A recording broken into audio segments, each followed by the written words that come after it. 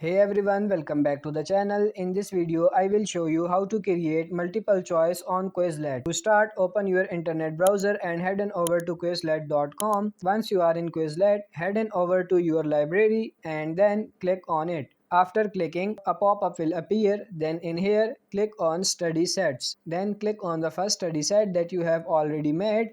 This is the one that I made ahead of time. Then over a Quizlet tab, tap on test, then wait for the website to finish loading. Dismiss the pop-up for now. Then in here at the upper right, click on options. Once you click on options, you can now choose what type of test you will be making.